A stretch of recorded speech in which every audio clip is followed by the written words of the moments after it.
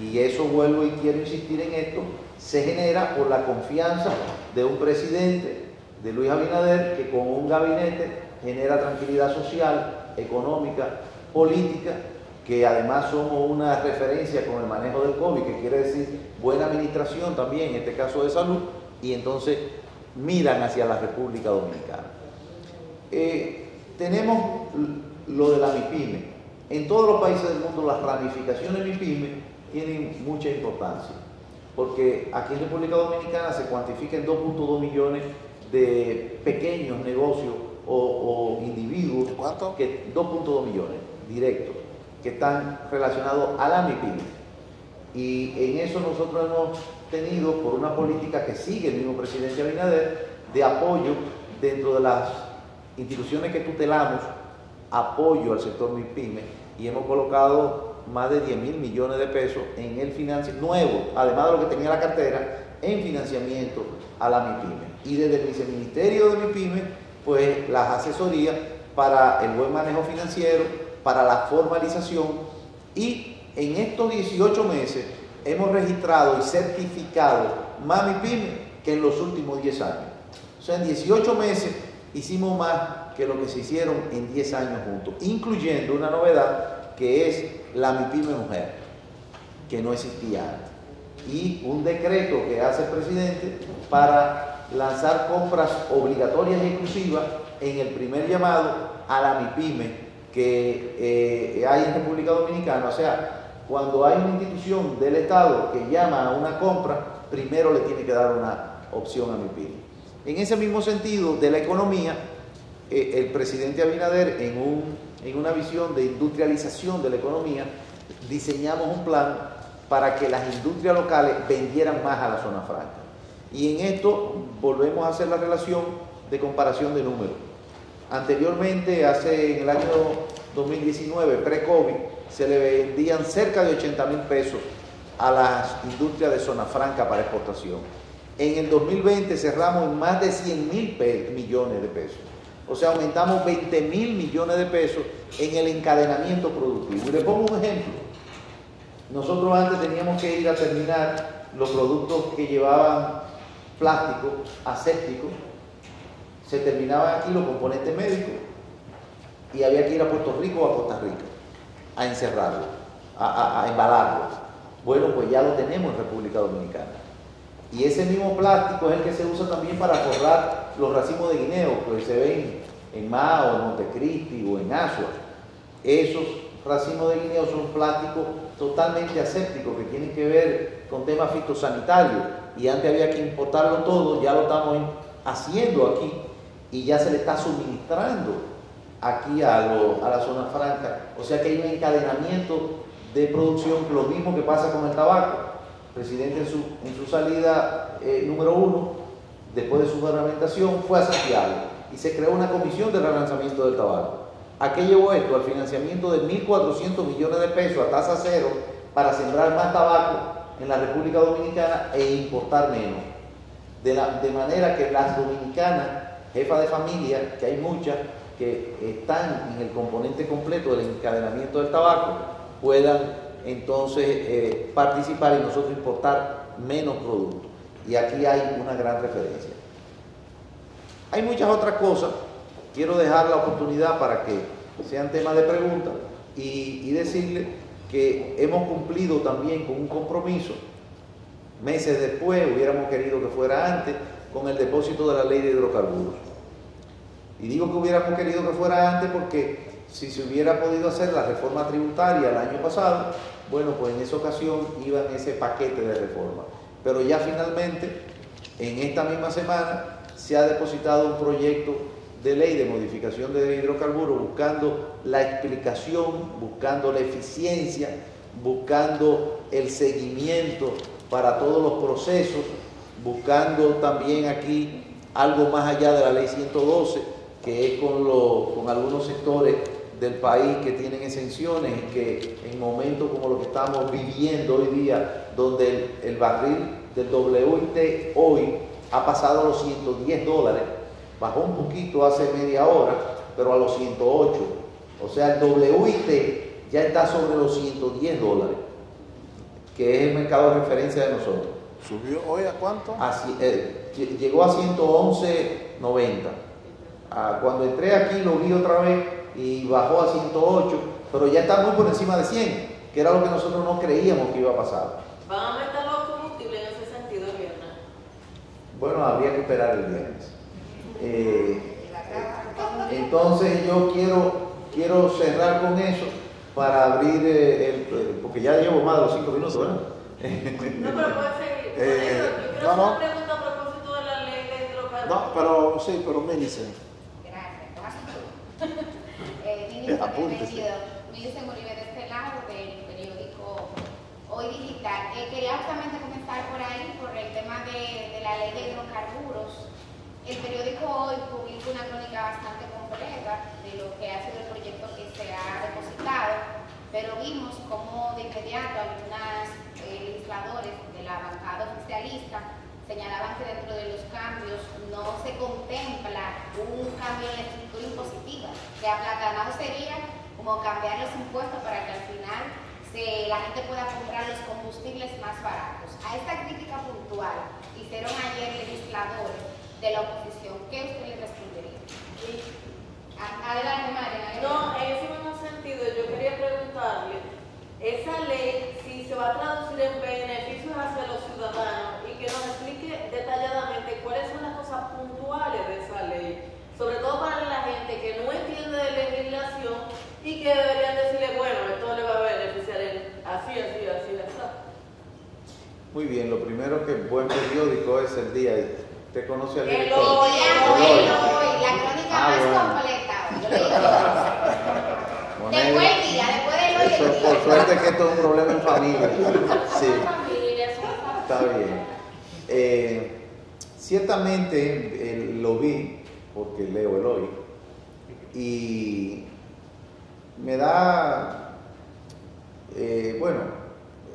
uno de los que opinó fue ministro de Industria y Comercio, conoce bien la estructura, y ciertamente la ley que se depositó no va hacia los componentes que graban la ley, pero tiene ahorros. El componente de la estructura, cuando la estructura se abre y cambia de 7 a 13 componentes, lo primero es que deja de tener lo que se llama otros costos, que tanto se criticaba. La ley tiene 20 años del gobierno del PLD, que fue que hizo la ley en el 2000, y fueron los que le cargaron no solamente los ad valorem, sino todos los impuestos que tiene, y en los tramos también que tiene. Entonces, cuando vemos esa crítica, yo creo que parte de lo que están opinando tienen el conocimiento para saber que sí que hay ahorros. Hay ahorro en la estructura. Cuando hay eficiencia de costo por terminal, por otro componente, hay ahorros.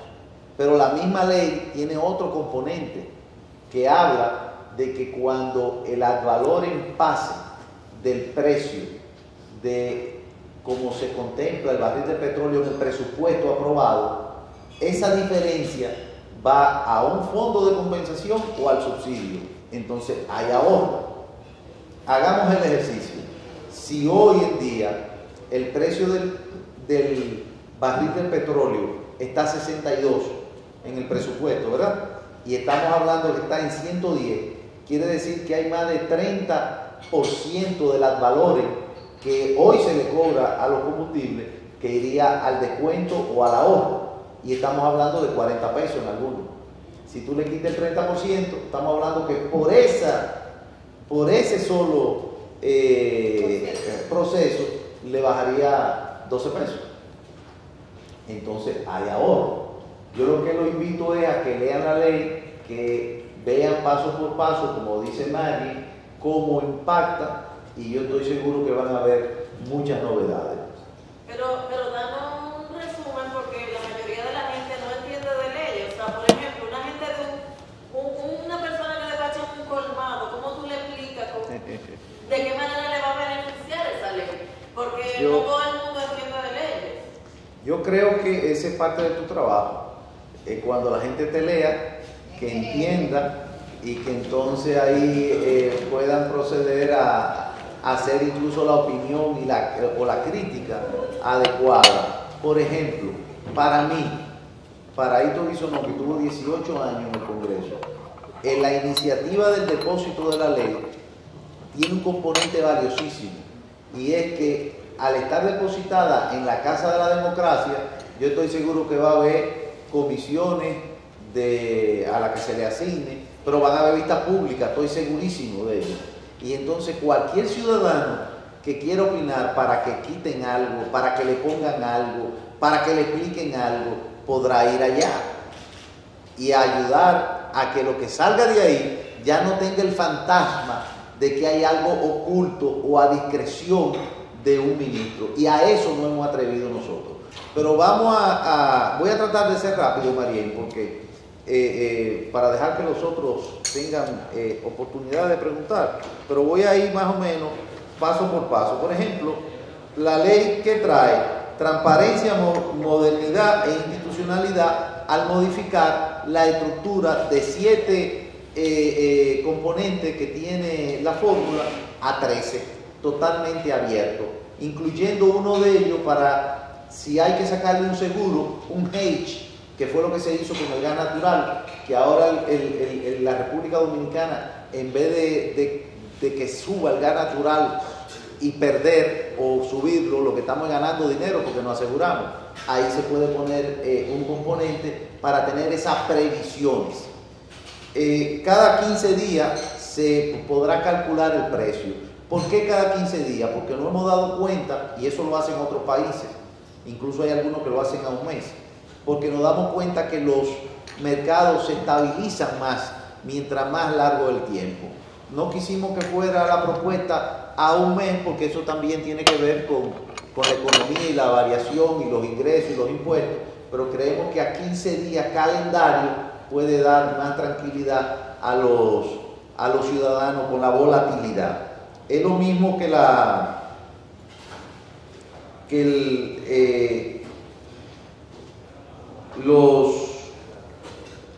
el fondo que se llama FECOPECO, que es un fondo que había 12 años se había mandado a hacer. Yo vi también, lo leí en el Hoy, que dice, no, pero eso lo mandaron a hacer. ¿Y por qué usted no lo hizo cuando usted estaba? Entonces esa ley estaba ahí para usted no cumplirla.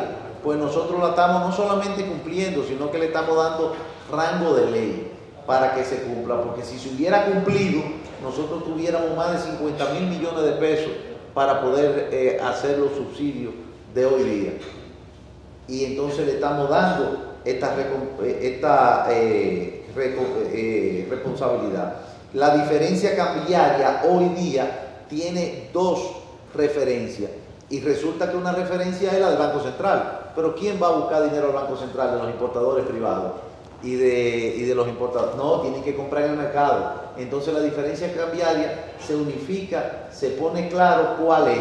No se deja a que quizás de una manera antojadiza o no formal haya 2 lugares para tener referencia, y eso cambia, impacta la fórmula. Por ejemplo, este fin de semana, Marien, tú te preguntaste, no sabemos cómo se va a cerrar el viernes, pero sí le puedo decir que al peso apreciarse en esta semana, el cálculo por la diferencia cambiaria está ahorrándole al país 170 millones de pesos, solamente en esta semana.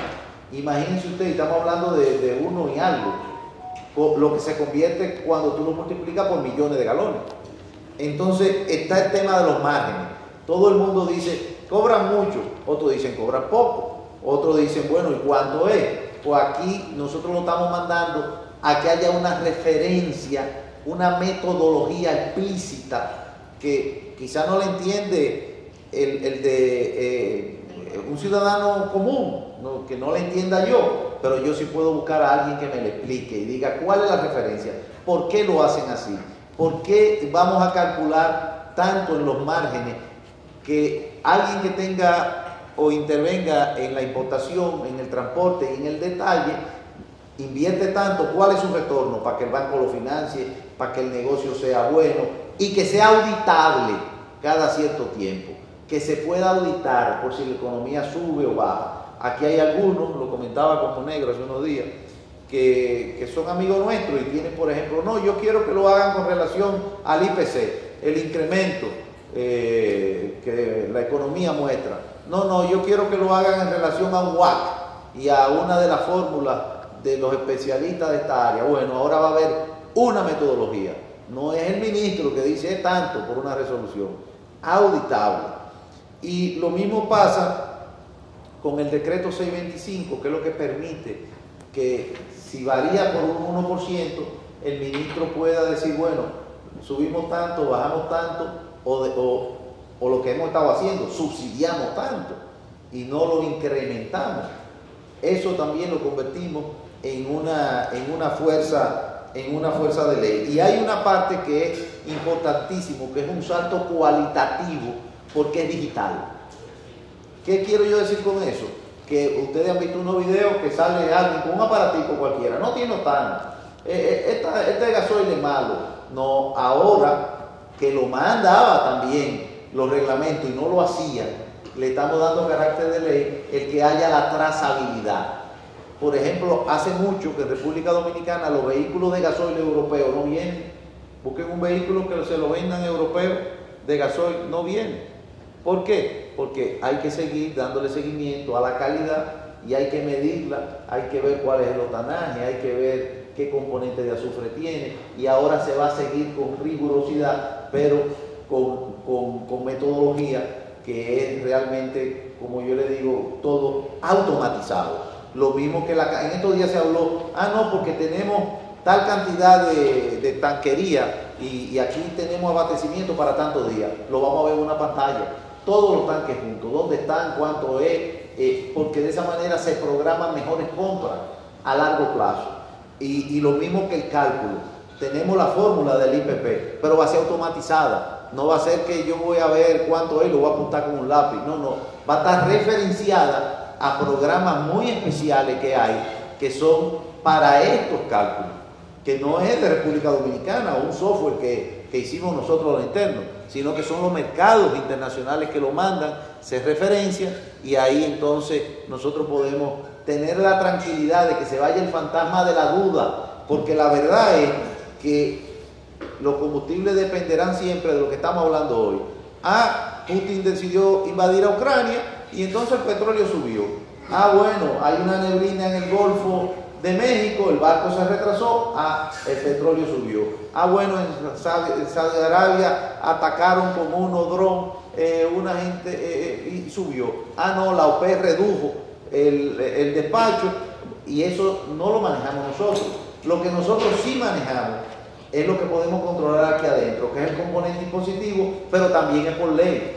El que quiera que le quiten o le den, y que ha sido presidente de la República, y que dice, no, ahora hay que bajarlo, pero fue usted que lo puso. Pero como usted es presidente y quiere volver a ser presidente, usted quiere que lo quiten, pero usted sabe lo que es un presupuesto, ¿dónde ponemos los ingresos otra vez? Entonces, que estamos desmontando aquí, en época todavía tan voluble económicamente. Hay que ser responsable y hay que dar la cara. Aunque en algunos momentos uno se sienta muy presionado, ¿verdad? Y que la gente le cae arriba, yo creo que la coherencia y la seriedad, la transparencia y la ética, pues demuestra que se puede aguantar y seguir hacia adelante. Hay otra cosa que es lo de los sacrificios fiscales. Se incluyó el desmonte de los productores de energía que no están interconectados y que hoy día tienen subsidio de combustible líquido. Eso ya se le envió una carta hace 2 meses para que se vayan preparando, porque sabemos que eso conlleva otro tipo o de inversión o de regulación o de acción, pero eso se está eliminando ya que era por un tema de ley. En ese sentido, el ministerio también se ha ido preparando para hacerle cara a todo esto, y por eso nos certificamos en la ISO. La primera fue la ISO 9001-2015, después la ISO para regulaciones y procesos, y después la ISO antisoborno por departamento, para nosotros poder estar preparados con nuestro personal y nuestro proceso. Y no es que cuando uno se certifica, no es que le dan un título y ya, es que hay que mantener ese ritmo de comportamiento para no perder la certificación. Nosotros en este año nos hemos preparado para eso y por eso sometimos la ley, que vuelvo y le digo, yo creo que lo mejor que tiene la ley es que no hemos atrevido a que se debata. Hemos cumplido con que ahí se acerquen entonces al Congreso y cada cual lleve su idea y la modifique, la cambie, aporte en cualquier cosa. Ministro, para nada es un secreto, perdón, que en el Congreso los proyectos duran 5, 10 y hasta 15 y 20 años. Exactamente. ¿Qué expectativa, qué garantías hay de que este pueda conocerse a la mayor brevedad posible y que la gente pueda percibir los beneficios que tiene? Bueno, mire, yo fui congresista por 18 años y gracias a Dios puedo decir que tengo una carpeta de iniciativas que son leyes. Y hay una de ellas, por ejemplo, la ley de armas, que duró 10 años. Pero ya eso usted tiene que ir al Congreso a hacérselo a ellos. Nosotros cumplimos con lo que nos toca, que es depositarlo y pedirle, como le solicitamos, que lo declaren de interés prioritario. Pero ya es una dinámica que depende de los congresistas y yo estoy muy respetuoso de los poderes del Estado. ¿Hay voluntad política para esto? Pero definitivamente, porque yo creo que todos los dominicanos están pendientes de este tipo de procesos. Germán Martín. Sí. Yo no sé por qué razón me gustaba más la explicación que daba un amigo mío que se llamaba Hijo Visional que la que da el ministro hoy día sobre la fórmula de los precios de los combustibles. Lo entendía más antes que ahora, pero no me voy a meter ahí.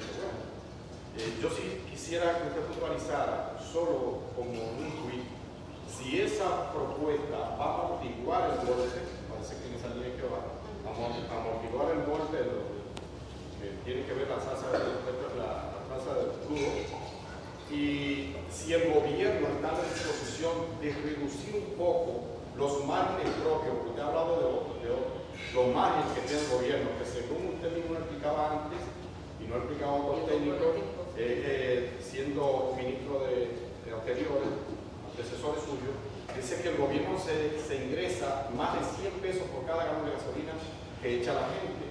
Si el gobierno ahora, para amortiguar el golpe, está dispuesto a reducir un poco el propio margen que tiene, ese es uno. Y la otra, para aprovechar la ocasión, hay un pequeño chismecito en un lado llamado Ucrania. ¿Qué le compra República Dominicana a Ucrania? ¿Cuál intercambio comercial que hay? Pero sobre todo Ucrania, que es la que está saliendo abollada. Bien, Germán, lo primero es que yo mantengo mi posición de lo que le llaman la formulita. La formulita. Sí, claro. Muchos, no es el caso de ninguno de ustedes, obviamente, que como no tienen que poner sobre la mesa, entonces la desvirtúan o la cogen para entretenerse de otra manera. No me refiero al caso de ustedes son muy talentosos todos. Pero es lo mismo. En ese momento yo dije, ¿cuánto tienen de gravamen? Que es lo que tú dices, 40 y pico %. Y además de eso, los impuestos que se pagan al Estado es el dinero del ciudadano. Y siempre va a ser así, en cualquier país del mundo. Eso no tiene ninguna novedad. Ahora, ¿qué nos toca a nosotros? Administrarlo bien ese dinero.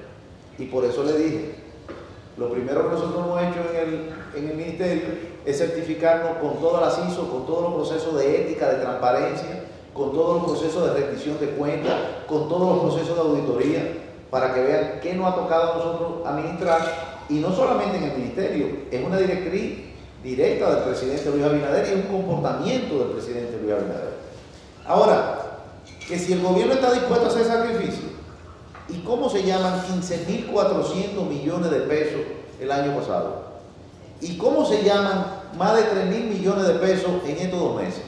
No se llaman sacrificios, porque se pudiera cargar todos los viernes al pueblo, y entonces ese dinero que cuando el presidente se refería de que si hubiera tenido un Petrocaribe hoy día, lo que quería decir, a mi entender, es que esos 15.400 millones de pesos lo podía invertir en otras obras porque no lo tenía que pagar inmediato.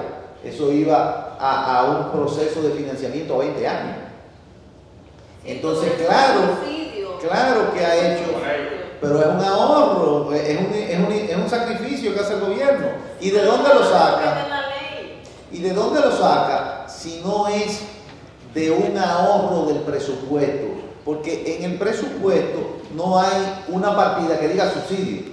¿De dónde lo ha sacado? Del ahorro, del buen manejo, del sacrificio del dinero que nos toca a nosotros ejecutar y que hace más de 20 años que no se hacía. Incluso pagamos 2.400 millones de pesos que encontramos de deuda del gobierno anterior. Ahora, si la ley va a tener ahorro, le dije que sí, que va a tener ahorro por eficiencia en la reestructuración de la fórmula y va a tener ahorro cuando suba lo de las valores. Le hice el ejercicio. Pero se va a cambiar el componente impositivo. Lo O sea, que se va creo a es... disminuir el impuesto que tienen los combustibles. Bueno, Los impuestos. yo creo que la ley es muy clara y le dije en principio que la ley va a tener ahorro por el componente de la reestructuración y va a tener ahorro con el ad valorem cuando suba. Lo otro es una gran oportunidad para que cualquier persona que quiera modificar la propuesta de ley, incluyendo partidos que están representados con todo su derecho de oposición, vayan a la propuesta. Cuando hay modificaciones que tienen que ver financiera o que tienen que ser algún tipo de estructura con un presupuesto cerrado, siempre se tiene que decir de dónde se saca el dinero o de dónde se suplanta ese dinero. Si son responsables, si no son alegres. Ucrania. Señor, Ucrania. Sí, gracias, Emma. Increíble. Ucrania y Rusia producen el 71% del aceite de girasol del mundo. Producen granos en gran cantidad y abastecen a Asia, a África y una parte de Europa. ¿Qué pasa ahora que no pueden exportar? Rusia por las penalidades y Ucrania porque, bueno, pues están en guerra. La gente no está cultivando en el campo, que presiona a otros mercados. Y nosotros hoy tenemos precios pico históricos en el sorgo, en el maíz y no tanto la soya, pero el sorgo y el trigo. Correctamente. Hoy hay pico histórico, igual que con el WTI.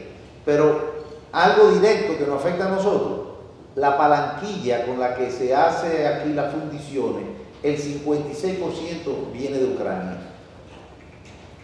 Y entonces eso, sin lugar a dudas, que... ¿Qué es eso? ¿Qué es eso? La palanquilla es el hierro, es la materia prima con lo que se hace la varilla, la tubería, los alambres, la malla ciclónica, lo que tiene que ver con hierro. Entonces, tú dirás, bueno, hay que buscar otro mercado, quizá Turquía, pero entonces hay una reestructuración de mercado que no se hace de un día para otro. Y eso va a impactar al mundo entero.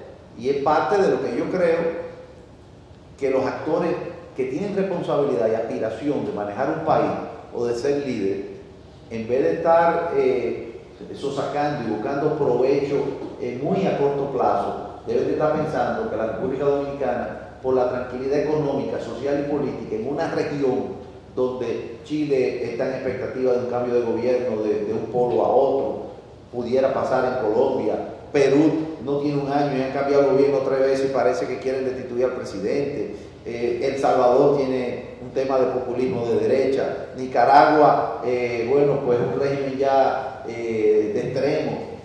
Tenemos el caso de Venezuela. Lo que tenemos que estar apuntando a que la inversión siga viniendo a República Dominicana, a que ese crecimiento de la zona franca, que si se van a San Pedro, a Jaina, a Santiago y a todos los lugares donde hay zona franca, que seguro tienen familia o algún pariente o alguien a quien puede llamar, los que nos están viendo y los que están aquí, seguro que le han dicho que sí, que tienen empleo, que hay más empleo, o que el turismo está creciendo y se está reactivando, o que las industrias están creciendo. Yo creo que hay que ser responsables.